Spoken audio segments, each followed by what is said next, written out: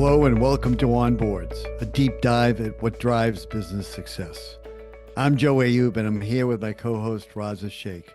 Twice a month, On Boards is the place to learn about one of the most critically important aspects of any company or organization, its board of directors or advisors, with a focus on the important issues that are facing boards, company leadership, and stakeholders. Joe and I speak with a wide range of guests and talk about what makes a board successful or unsuccessful, what it means to be an effective board member, and how to make your board one of the most valuable assets for your organization. Before we introduce our guest today, we want to thank the law firm of Nutter, McLennan and Fish, who again sponsored our most recent On Boards Summit in their conference center in the Boston Seaport. Nutter has been an incredible partner with us in every way. We appreciate all they've done to support this podcast. Our guest today is Tina Larsson. Tina is a former Wall Street analyst who, with her husband, bought a co-op in New York City several years ago. They soon realized their co-op board was not well suited for the job. So they took steps to reshape the co-op board and institute good governance, a board that would do the best for the owners of the co-op and along the way save several $100,000 for themselves and other owners. Subsequently, Tina and her husband marked co-op and condo boards with, among other things, strategic advice, project management, cost reduction, finding a property manager that fits their needs, and help with good governance. She is the author of Living the High Life, a frequent podcast guest and speaker, and holds a LEED Green Associate designation. Tina is on a good governance mission to educate and support New York City condo and co-op boards so they can optimize their buildings. Smart co-op and condo boards don't go it alone. Welcome, Tina, and thank you so much for joining us on Boards today. Thank you so much, Joe and Raza, for having me, and thank you for that lovely introduction. Well, you're a longtime listener of our podcast. It's the least we can do. I am. It's a very interesting podcast, and it's such a needed support that you have for governance in nonprofit volunteer boards. Well, corporate boards is one thing, but volunteer boards, that is very needed. And we like to look at the board ecosystem in every area, whether it's public, private, nonprofit, or anything else, because we think the same principles apply, which is what makes your story so compelling. Why don't we start off with at the beginning, which is one day you decided to buy a co-op. Yes, one day we decided to buy a co-op, and that was a long time ago, but in the beginning we didn't really pay attention. How long ago was it? I don't remember that. So that was in 2004. So that is over 20 years ago, 22 years. So we lived there for a long time. My husband, Mark Foley, and I, we had an independent financial advisory firm. We come from a long background in the finance services industry, and we were analysts. So analyzing multi-billion-dollar companies for the purpose of investing our clients' money. Then one day we said, this board is not doing a very good job. And you said it very delicately. I'll say it in my words. They were terrible. Okay. They were bad at communicating. They were bad at treating different people different ways. They did everything wrong. So we spoke with some of our neighbors and they agreed with us. So we organized a coup and took over the majority of the board.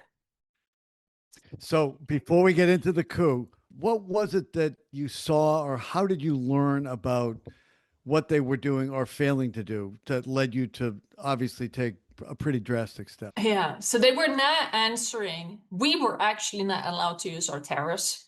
So that's one thing.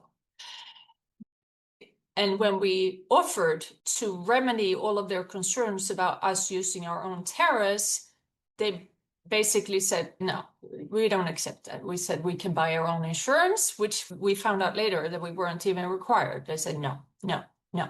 Didn't matter what we did. And so that was one item. There were several lawsuits in the building. So several people had a hard time getting mortgages, and buyers were having a hard time getting mortgages because there were too many lawsuits. We just saw that our HOA fees were increasing by 5% per year. And at that time, we had been there for almost 10 years. So when we looked and said 5% every year over such an extended period of time, on average, it doesn't even make sense, because how many service providers can actually increase their fees by 5%? That doesn't even make sense. So we used our analytical thinking from our background at the time, and we said, this doesn't make sense. We need to fix this. And that's when we spoke with our neighbors, and they said, yeah, no, it's crazy. Too much increases. Why didn't anyone else ever do anything? That's a good question. I like to build community. I'm a organizing kind of thing. I'm like the kind of person, and it is just natural to me. I'm like, this doesn't seem wrong. Let's fix it. I'm a fixer. Okay.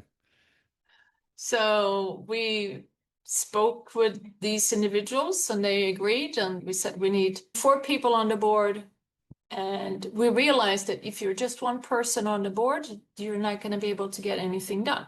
So you need to have the majority. So 4 new board members who had no idea of how buildings run, how an HOA board operates. And so my husband is on the board, I'm not. But the new board, these 4 new individuals, they asked me for my help. They said, can you see if you can find any savings? So I used my analytical skills, went out, got some financial statements from other buildings, and then I put together a benchmark. And by now, with our business being in business for 12 years, we had thousands of data points with various costs that we compare our clients' costs with, so that we can renegotiate what is high.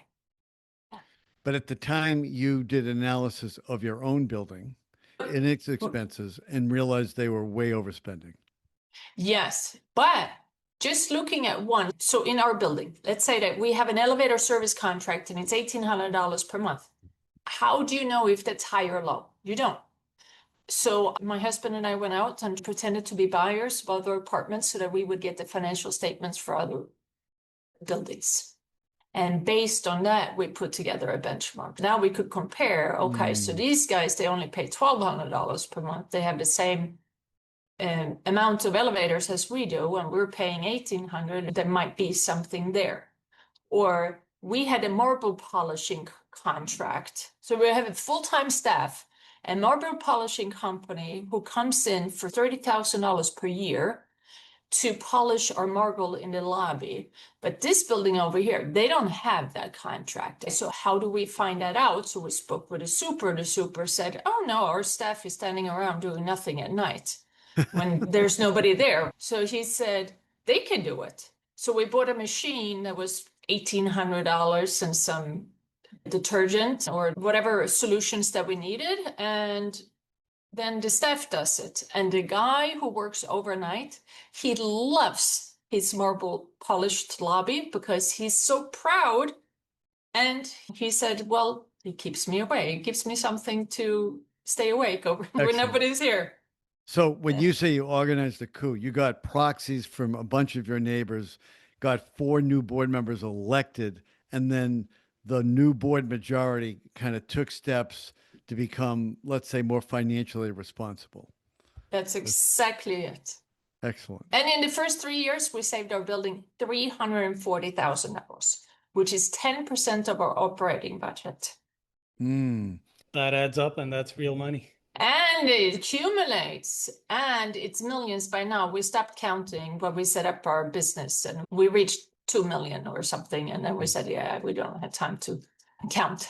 Is that new board still running your co-op? Yeah, and not exactly the same composition. My husband is the board president, has been that since the coup 15 years ago.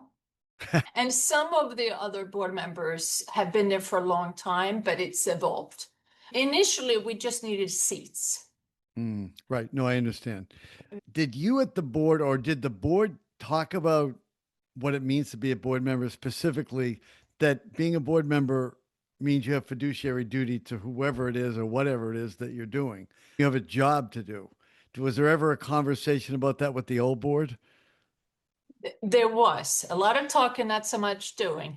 I see. Yeah, Okay. you can say that you're a volunteer and you have fiduciary duty, but if you're not adhering to it, What do you then do? Yeah. yes. So, Tina, you and your husband get into this kind of accidentally or realizing that you have a job to help fix your condo board.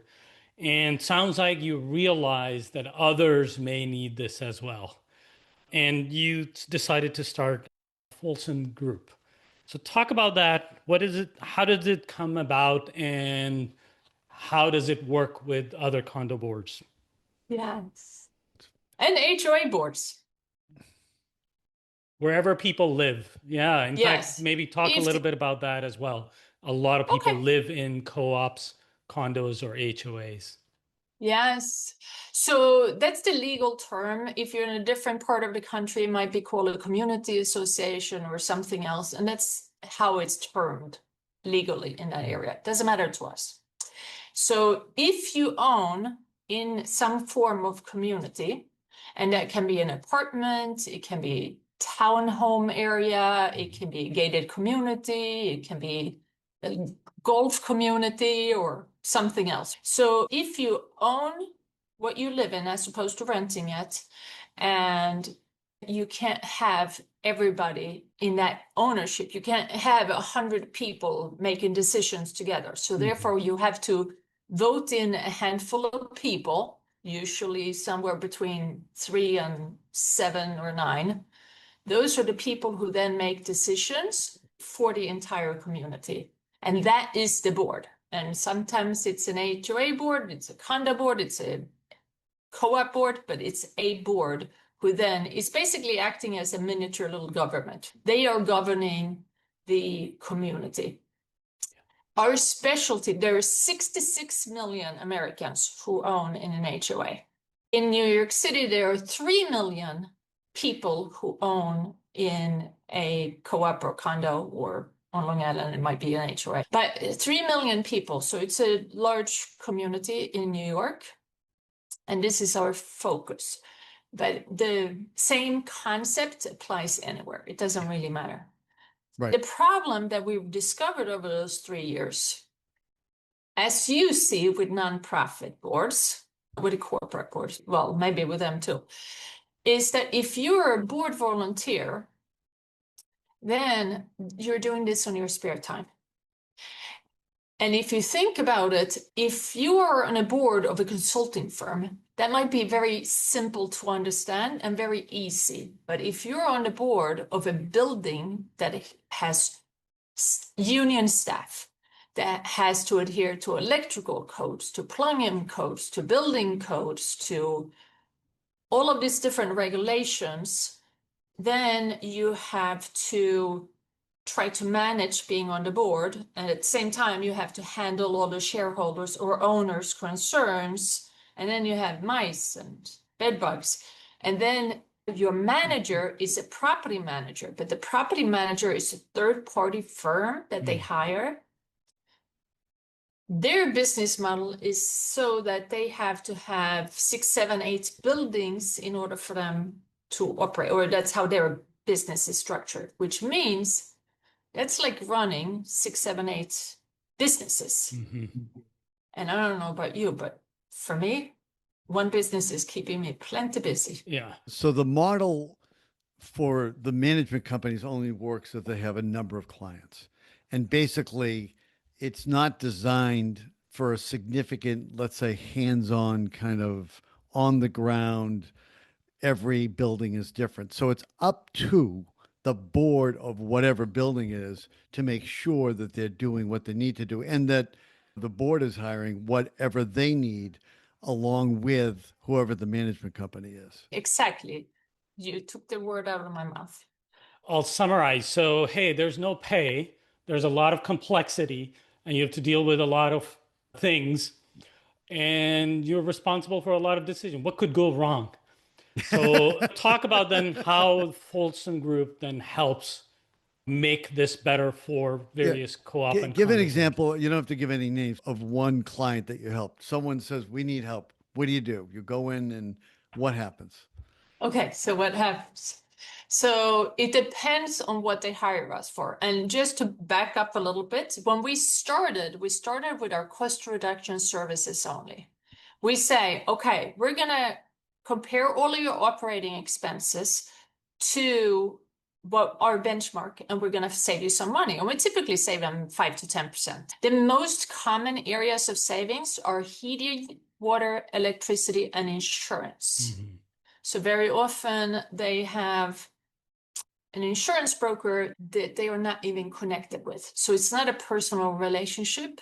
So we have the board, and then the property manager is the one who speaks with the insurance agent or the insurance broker, which means that the insurance broker has no connection there. So they just renew every year. Yeah. So it's very common that insurance is the highest savings that we have, but then it's also for projects. So think about it. A lot of buildings in New York that were built in 1902. We just replaced a boiler that was installed in 1902. So old systems, old buildings, facades that need repairs, roofs that need replacement, leaks. There are so many leaks everywhere. And those projects cost something. The engineer has no financial incentive of getting the lowest bid. The property manager gets the bids from the engineer. So we review those bids for any capital project, and then we reduce those. Then we had a client, and I'll give you this example. So we had a client who called us up, who said, we are 5 board members, and we have several projects in the building, and all 5 of us have a different opinion on where we should start. So we have a list of projects. We know that we want to replace the boiler. We know that there are leaks from the roof, so we probably need to replace the roof. It's a walk-up, so there's stairs. The stairs need to be repaired because they're actually crumbled and they're a little unsafe. And then we want to do intercom and renovate the entire lobby. So they said, but we don't have time and we don't trust the property manager, so we don't want bids. So we had nothing to compare to. So we opened our project management where we said, okay, we're going to advise you on the priority. Since leaks are a problem, we can't start with fixing the stairs until the leaks have been solved.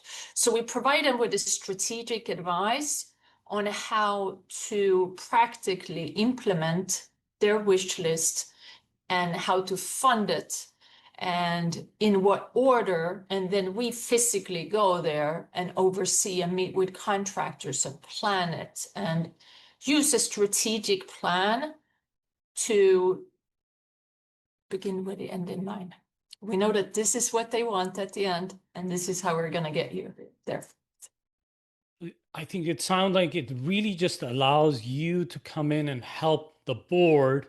There's part of the doing and decision making and really help them actually elevate their game to be more governing rather than doing crisis management. What is the typical method that you go in? Are you interviewing them? Like, what's the typical engagement, or how does it start with a new condo board that you start working with?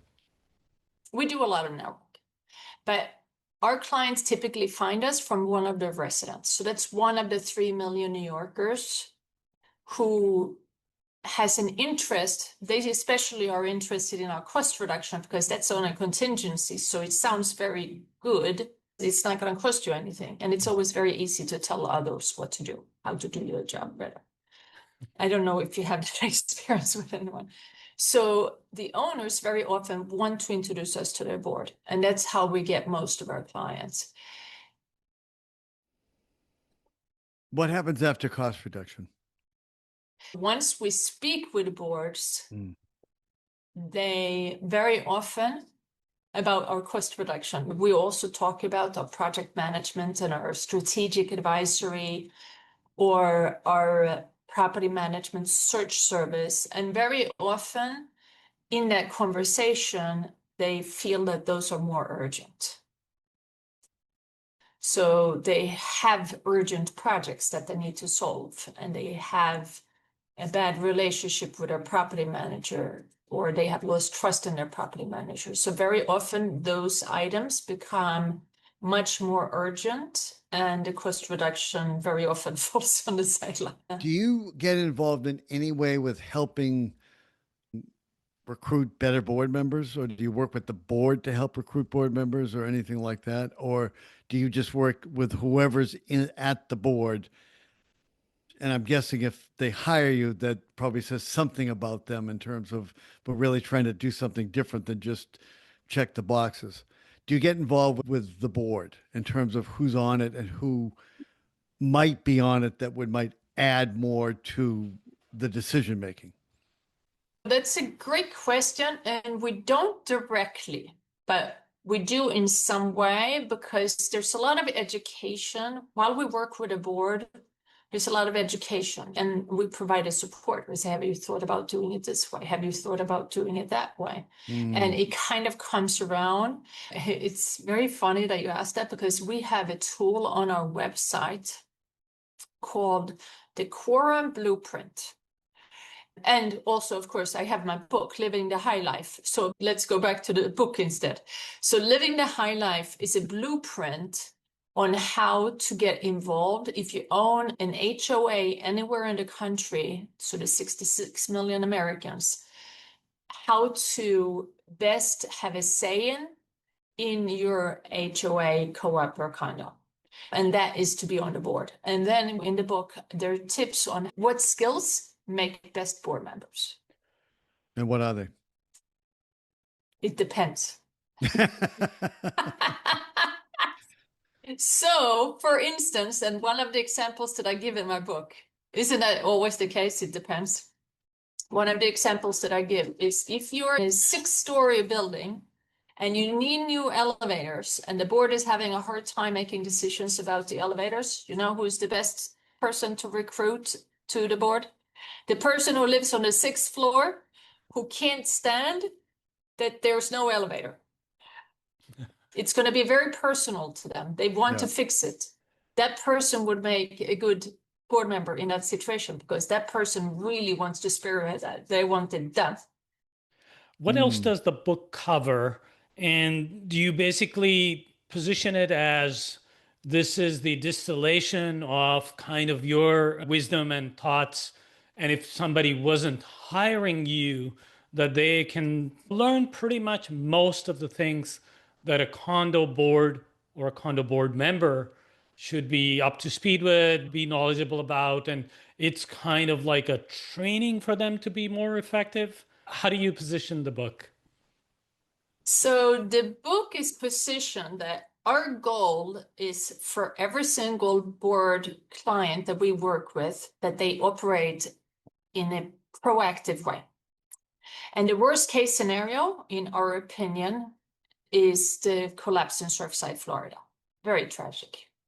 So that was a situation where they did not do all the things that they needed to do. So this guidebook is a guidebook for owners and for boards that will help them make decisions and take actions, that from only taking care of emergencies to operating in a proactive way. It's a guidebook with lots of tools. It has our story. It has lots of our clients' stories, anonymous, and examples. We prioritize the importance of the only way that you can get a say in your community is by running for the board. And then it talks about skills, good skills, bad skills, the elevator skills, and what you are passionate about. You want something in your industry, or when you're advising nonprofit boards. Joe and I actually spoke about that the other day. If it's one particular disease, for instance, then they're probably somehow affected by that disease. And so they're very passionate about it. But in a building, they're just random people. It's not like they're passionate about their building. That's their home. So it's a little different scenario versus the nonprofit. Have you found it more effective to get the book in the hands of the owners or to get the book in the hand of the board members? Which way does it work better for actually making your condo board better? It's a great question because we have many boards that used to not be boards who followed our template exactly. And it says, this is what you need to do. These are the steps that you need to do. And this is how friendly you need to be with your neighbors. I mean, this is New York. Everybody, they start with saying, oh, I don't know any of my neighbors. Well, you read my book, you need to get to know your neighbors. And then they call us 1 year later and they say, oh, I'm now on my board, and we took over the board, and we now have 4 board members or 5 more, whatever they have, and they took over the board. If you could summarize the top 3 or 4 takeaways from the book, just what are the things that you would learn from this book? I'm a board member in a co-op and I don't really know what I'm doing. I somehow got stuck doing this, which most board members in co-ops get stuck doing. And I read the book. What will I learn? What are the top 3 to 5 things that I'd actually learn? So, Joe, the top 3 takeaways from my book are, number 1, the only way to have a say in your community is by being on the board. You need to be on the board. Number 2 is knowing the difference of the responsibilities, but with the different parties. Who is responsible for what in your community? Right. And number 3 is the importance of taking your building to a proactive mode from only reacting to emergencies. Wonderful. And in terms of how they find the resources that you and a husband have discovered over time, is that also in the book? Not really. It's examples. It's some resources, but it's primarily examples. And they're real examples, so they're easy to read and understand and relate to. So if you read the book, you'd understand that you have recourse in a number of ways to find the resources you need to properly manage where you live. Absolutely. Tina, it's been a fascinating conversation. Thank you so much for joining us today. Thank you so much, Joe. Thank you so much, Raza. This was wonderful. And oh, don't forget, visit me, www.thefolsomgroup.com, and buy my book on Amazon, Living the High Life. Thank you all for listening to On Boards with our guest, Tina Larsson. Please visit our website at onboardspodcast.com. That's onboardspodcast.com. We'd love to hear your comments, suggestions, and feedback. If not already a subscriber, please be sure to subscribe at Apple Podcasts, Spotify, or wherever you get your podcast. And remember to leave us a 5-star review. And please remember to tune in for the next episode of On Boards. Thanks.